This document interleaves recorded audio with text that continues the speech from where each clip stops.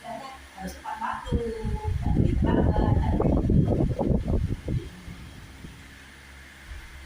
saya rasakan justru setelahnya itu hanya Tuhan itu menurut saya lebih saya nggak pernah, maksudnya antara sekitar jam 2 jam setengah 4 pagi itu kayaknya dibangunkan lebih awal. Justru saya kenapa ya? Saya tidur kok kesamaan gitu loh. Jadi makanya bangunnya kok lebih cepat. Justru semakin jam antara jam-jam saya itu nggak bisa tidur. Makanya saya kok jadi bisa sempat berdoa. Dan sama itu saya mikir, Tuhan kamu itu baik ya, maksudnya saya memberi kesempatan buat aku ini untuk sudut dari Tuhan buat hari ini. Aku sudah melewati kemarin-kemarin itu rasanya kok sibuk sekarang ini gitu ya. Terus terakhir pas hari Selasa pulang hujanan aja, terus dan suara saya itu nggak bisa ngomongin aja. Miss diem aja Miss, mulut saya bilang gitu, Miss diem aja Miss. Tadi itu saya diem nggak mau kenaan saya gitu. Ya sudah kamu yang bikin, saya suruh dari contoh sampingan, terus pulangnya itu saya begini, saya pulang perjalanan naik bis.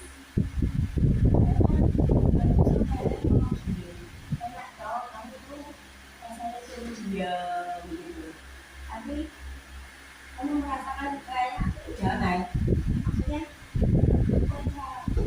kayaknya nggak ngajar gitu loh, padahal aku udah datang di tempatku, tapi kayaknya aku nggak ngajar ya, dia lebih senang aku kok diem. Nah ini saat itu tenggorokan, nah gitu, tapi aku kok bisa menikmatinya ya. Nah, jadi ada saatnya aku itu lagi berjalan di bis, ada saatnya aku harus berjalan gini. Mungkin kemarin-kemarin itu kayaknya bagian kok harus sibuk gitu. Jadi kayaknya juga terburu jadwal aku. Rasanya ya itu tadi, tapi jadi syukur tadi. Ya itu bisa aku sering.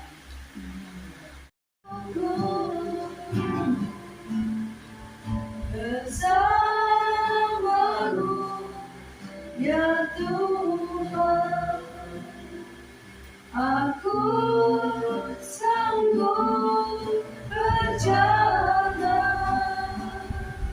dengan sayapmu, bukan terbang tinggi. Bersamamu aku menang, bersamamu ya Tuhan, aku sanggup berjalan dengan sayapmu, bukan terbang tinggi. Bersamamu aku menang. Bisa gitu ya. Nah, apa-apa itu nggak pernah rundingan sama saya. Jadi saya itu isinya air mata gitu. Dulu memang saya pernah bercerna gitu ya, karena memang apa ya, istilahnya itu ya pokoknya apa-apa itu karena PDB pokoknya itu kan bisa gitu ya. Tapi berjalannya waktu ya kan ya, suami saya sudah banyak perubahannya ada kalau 180 derajat semenjak suami saya ditipu orang, dari rumah sana ditipu rumah sini, pokoknya dia itu terlalu buai orang ini itu. Nanti siapa nipu ini nipu itu nipu, banyak yang nipu gitu. Jadi pas singkat cerita itu pas aduh terus gak bisa ngerasa kekuatir, terus bodoh memanfaatkan suami saya ya kan, terus juga mereka yang nggak punya ya mesti maksudnya ngeliat oh ini gini ya, oh dimanfaat, oh ini gini, oh dimanfaat, terus yang ini, oh ini terasa bapak ini Pak Stefanus gini gini, ditipu lah, ditipu. Jadi akhirnya lama-lama kan ya kita ini ditipu gitu kan akhirnya ya lama-lama ya habis. Tapi ya nggak apa-apa, semua itu mendatangkan kebaikan. Jadi saya cuma mikir ini, nggak apa-apa lah, Tuhan itu izinkan, ya seperti Ayub ya kan, dia diizinkan sampai habis, diizinkan sampai saudara-saudaranya semua seperti itu, sampai teman-temannya seperti itu, istrinya pun sampai menghujat dia, sampai menghina, ya toh, kamu kutubi Allahmu gini-gini ya toh, nah dia sampai melakukan seperti itu, karena apa? Karena ya wis sampai hartanya habis, segala habis kan, Ayub itu orang yang saleh ya, dia saleh hidupnya. Tuhan kan ngomong sama iblis, coba omong Ayub ini, ya, tetapi jangan ambil nyawanya. Ya, kan? Terus saya setelah kebaktian kita itu nggak nyono, gitu omong-omongan diri ada yang belum pergi PRJ, terus dia pergi ke PRJ, terus ngomong sama Pak ini, soal ini loh Pak, itu kan kalau PRJ itu kan boleh masuk selama tangganya sama loh, tangganya sama dia harus masuk, terus dulu tak keluar rame ini kan pun tak pakai tak gimana loh dikasihkan ke saya, terus Evel kan barusan datang hari Rabu Jumat ya, jadi kan belum masuk kamu masuk ambil mana itu, nah kayaknya tak kasih sebetulnya aku dapat mata ya, harta yang sebenarnya itu ya Yesus itu.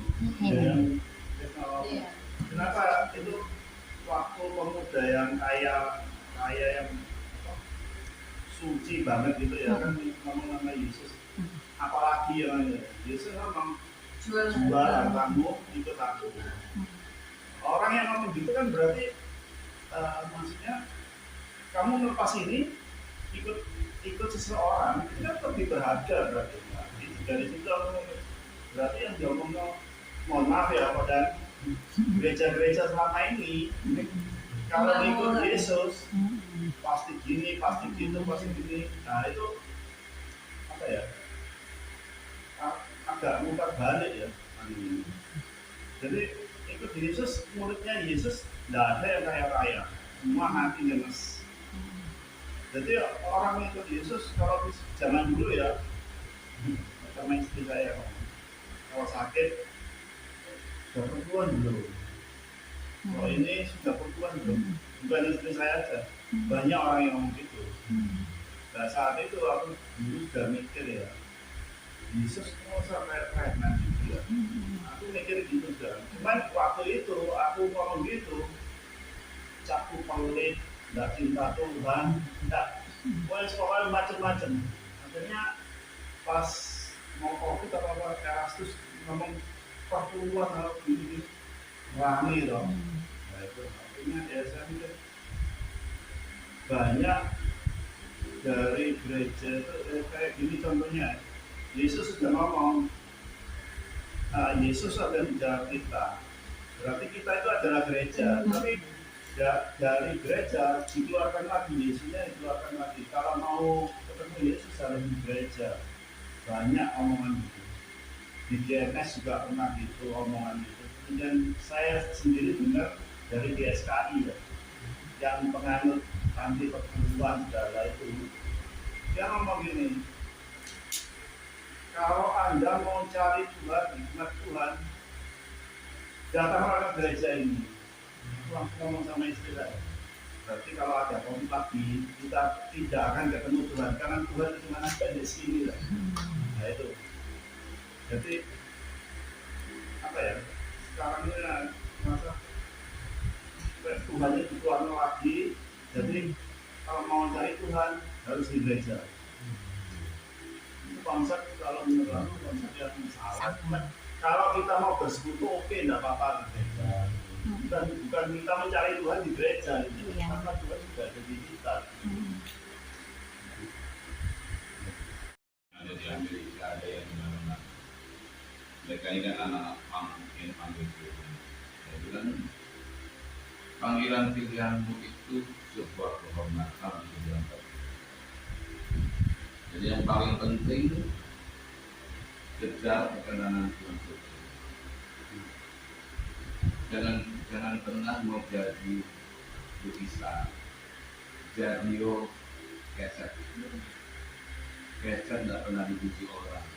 Keset memang kotor. Keset ditempatkan di tempat yang tidak benar. Tapi memastikan orang kotor masuk rumah. Kamu jangan pernah melayani Tuhan untuk jadi keset. Dilihat orang, kagumi orang, betapa hebatnya kamu. Jadi keset. Belajar cari perkenanan Tuhan apapun yang kamu lakukan. Jangan pernah mencari kekaguman orang. Jangan pernah sampai hatimu itu jauh dari Tuhan. Jangan sampai hatimu itu tidak tulus kamu. Tuhan itu selalu melihat hati. Dia tidak pernah melihat penampilan luar. Kalau orang-orang kayak Nabi Samuel, dia pasti akan melihat penampilan luar. Kekaguman dia melihat Eliab bersama kakaknya Saul, hebatnya perawakan mereka, jagonya mereka, antengnya mereka. Tapi sekali lagi Tuhan bilang manusia melihat depan mata, tapi itu melihat hati. Kayak kalian harus belajar untuk apakah hatimu itu berkenan di hadapan Tuhan, itu yang harus kamu lihat. Jangan pernah cari yang lain. Jangan cari perkenanan manusia, jangan cari pujian manusia. Lukisan itu dikagumi orang, puji orang, tapi lukisan itu tidak pernah berubah orang. Keset itu berubah orang. Memang tidak enak, karena tidak pernah puji orang. Tidak pernah dikagumi orang kalau di tempat yang pagi itu. Mereka tidak tahu dengan hati-hati yang kotor. Jadi kalau kalian panggil jadi hamba Tuhan, kejar perkenanan Tuhan nomor. Cari apa yang Tuhan suka, apa yang Tuhan punya, bukan apa yang kamu bisa kagumi, kamu bisa puas, kamu merasa dihargai, kamu merasa diwongke, kamu merasa dianggap orang, kamu dianggap hebat ya, kamu. Kalau itu cuma tidak membawa perubahan apapun dalam hidupmu itu tidak ada nilainya, tidak ada maknanya, kalau tidak ada gunanya. Pastikan bahwa kan ada satu yang membuka Solo. Tapi tak kami cuma dua. Selama hatimu ada Tuhan, satu kamu pun. Tapi kalau kamu punya 20 orang memulai perputaran anak PAN di Solo, walaupun kami datang ke Solo, tetap akan juga. Kamu harus pastikan bahwa hatimu dekat dengan. Kalau kamu hatimu tidak dekat dengan Tuhan, itu tidak akan bakal apa. Karena kita ini semua mereka semuanya juga semua dari sedikit orang. Yang kita perlu pastikan adalah apakah hidup kita ini berkenan di hadapan Tuhan atau tidak. Hubungan kita sama Tuhan ini yang baik. Pastikan yang dalam ini yang merubah luar, bukan luar ini yang kita tampilkan itu hebatnya untuk memastikan bahwa dalam kita hebat. Sebagus-bagusnya Eliab tidak bisa, walaupun dikagumi Samuel sekalipun, berdiri di hadapan itu orang yang berarti Tuhan sekalipun, dan itu nabi besar, itu bukan nabi ketek-ketek, nabi yang mengurapi para raja. Nabi Samuel bukan nabi yang peka suara Tuhan. Nabi Samuel adalah nabi yang sangat peka dengan suara Tuhan. Jadi kalau sampai dia bisa menganggap Eliab itu orang yang hebat, mungkin betul-betul hebat. Perawakannya mungkin kayak Saul, memang betul-betul dipilih jadi raja Israel. Tinggi, tegap, hebat, terlatih dan semuanya. Tapi kalau bilang kamu melihat kepada depan mata, aku Tuhan berhati. Aku sudah menolak dia. Jadi intinya inner kita ini yang kita harus jaga nomor satu. Luar mau bagus itu tidak salah, tapi kalau dalamnya busuk, apa yang busuk tetap busuk. Ya, rumah mewah kalau di dalam kamarnya ada sampah ya tetap sampah. Kan bisa dia apa? Jadi yang perlu dipastikan apa? Ya bilang ya, ayo kalian, karena Tuhan yang pilih kalian, punya hati yang berkenan di hadapan dan jadi dan menghormati kalian berdua. Walaupun latar belakangmu anak pang, pemaku, peminum, penjual narkoba dan semuanya. Tapi kalau Tuhan pilih orang, Tuhan akan tahu. Tetapi kalau kamu hatinya tidak pernah benar, selalu busuk di hatimu, mohon maaf, Tuhan sekali nggak buka. Mau hebat dimanapun, kalau dia bilang nggak sudah ditolak, tolak. Sehebat Saul pun kalau Tuhan bilang ganti, ya ganti. Ya, jadi hati itu sudah tidak bisa ditolak. Dan masalah hati itu ya udah sampai enggak kita dengan Tuhan. Kita mau jujur, mau turut atau enggak turut, Tuhan tahu. Setiap detiknya dia tahu. Cuma saya sukanya Tuhan itu adalah Tuhan yang tidak pernah dan sedikit-sedikit menghakimi. Ya kan? Nah, jadikan manusia batin yang mungkin tak bahagia dari hari ke hari. Mainkan Tuhan. Habiskan waktu. Ojek setengah-setengah itu. Total habis-habisan untuk Tuhan. Sepertinya kayak kamu tuh waktu yang Tuhan kasih segini habis kan. Makanya berapa hari saya banyak kerja Tuhan. Sudah 4 kali, termasuk kali saya kerja Tuhan. Jadi teman-teman yang meninggal, satu suami dari jemaat yang saya layani dari fotokopi sampai tahun, dan akhirnya sahabat saya lagi enak punya enak badannya, dokter mau baring-baring kalau tambah lemas keluar bukan ke rumah sakit dokter jantungnya tidak tertutup.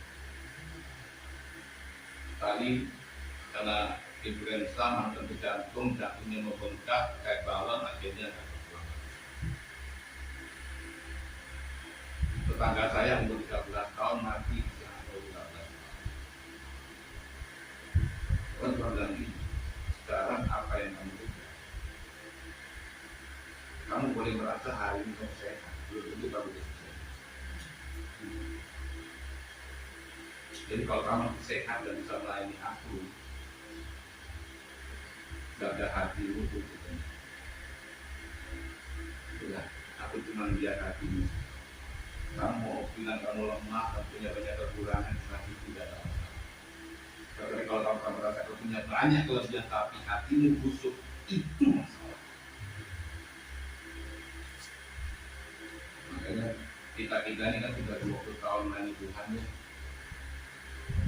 Memang baru hari ini bagi firman Tuhan selalu menakutkan. Memang apa ngomongan yang benar.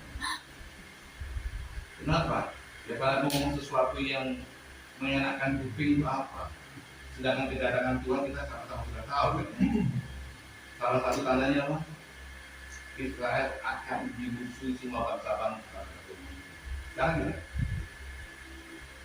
Israel dimusuhi semua bangsa-bangsa. Israel akan kembali ke daerah semua akan kembali ke daerah. Tanda-tanda kecil sudah terjadi, tanda-tanda terakhir sudah terjadi. Tanda-tanda penutup adalah Injil akan diberitakan ke seluruh muka. Hari-hari para misioner habis-habisan. Anak-anak kata Yoel, anak kecil akan dapat mimpi, orang tua akan bernuntut. Hari-hari terjadi semua orang. Anak-anak kecil dapat mimpi, dapat ayo tobat, turun. Ada yang dari negara-negara muslim juga, ayo aku dapat Tuhan, manis-manis. Kalau kita mau bilang kita, udah, ini bukan waktu lagi. Bukan waktu bangga-banggaan pada. Ini waktunya membuktikan kepada Tuhan apakah memang kita itu layak. Berkenan enggak kita di sana?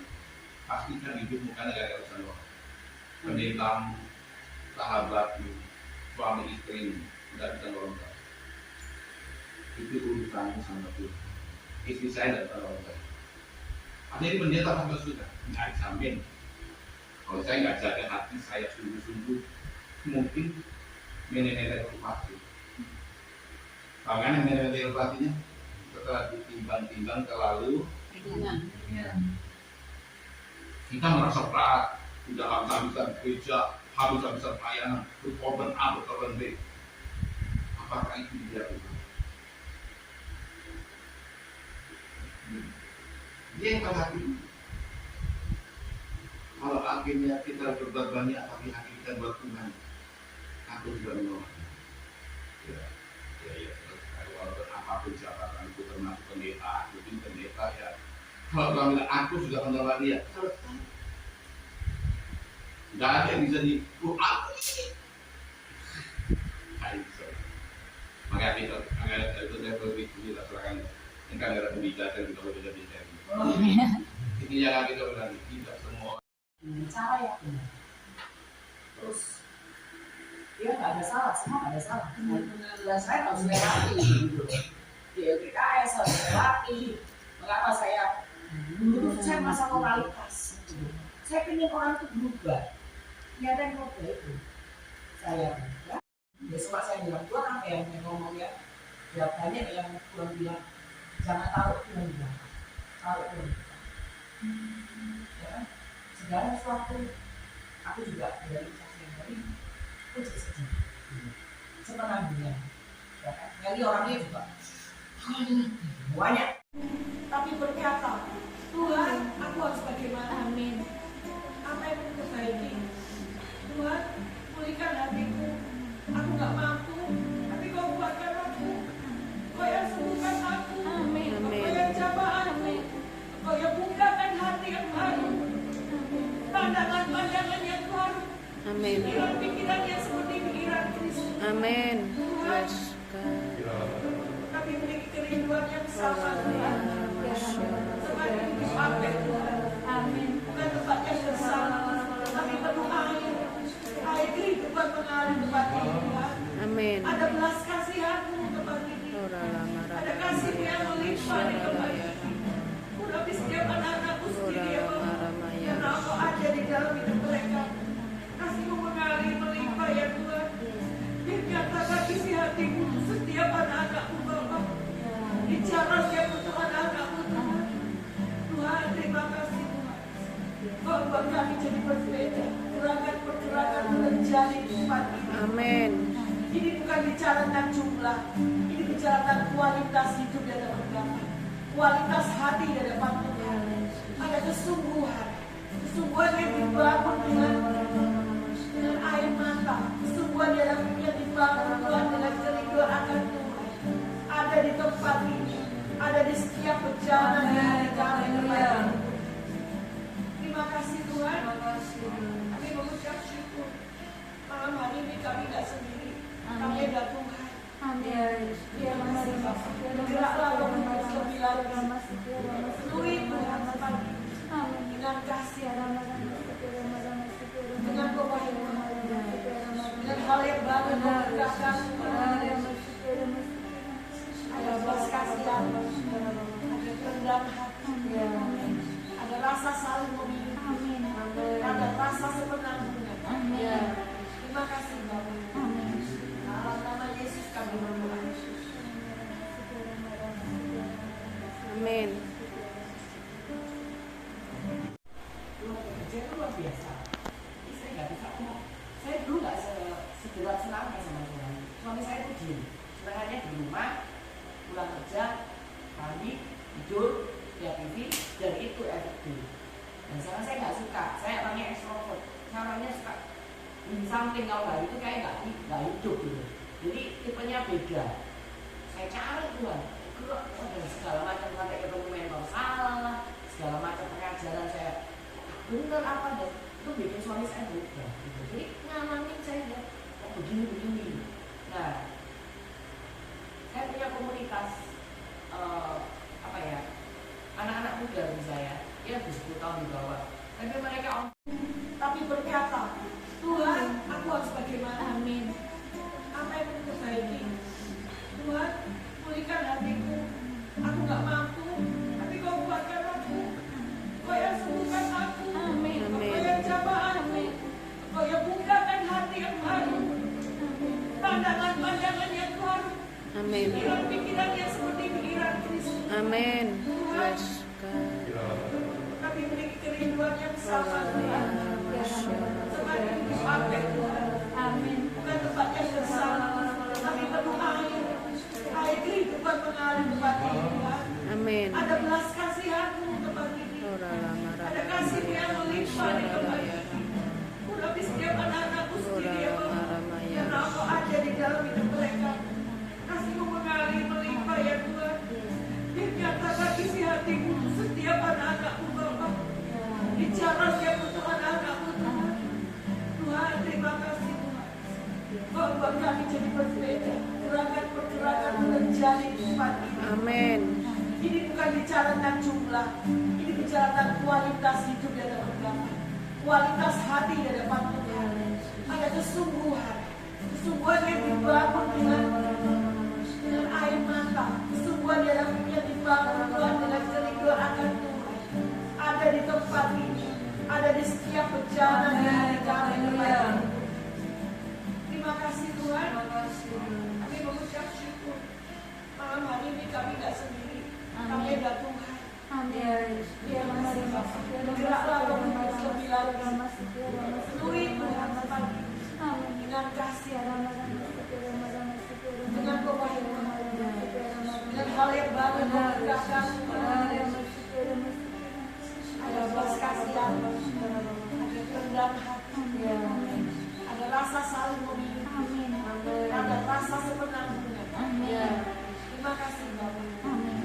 Dalam nama Yesus kami berdoa. Amin.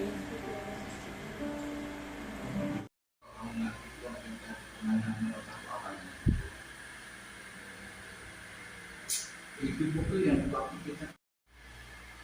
Saya kalau lihat ada anak di masa kreatif itu saya ngomong luar biasa. Gua minta anak dapat anak di kreatif berjuang-juang aku dapat minta aku yang tetap. Kamu kalau saya orang lain, kamu harus karena dia bicara kamu hina deh. Makanya kamu tidak mau. Jujur aku anakku. Di sini. Jadi waktu saya tahu kan waktu gue SMP dia bilang, Papa, ya nanti Dini kalau SMA lagi akan sekolah di Jogja. Oke. Bukan di Jogja. Dini akan sekolah di sekolah menengah seni rupa Pak. Oh ya, bagus. Ada juga apa nak? Animasi Pak. Oh keren animasi ya. Di mana? Jogja. Apa? Jogja Pak. Jogja. Kayak kurang gitu.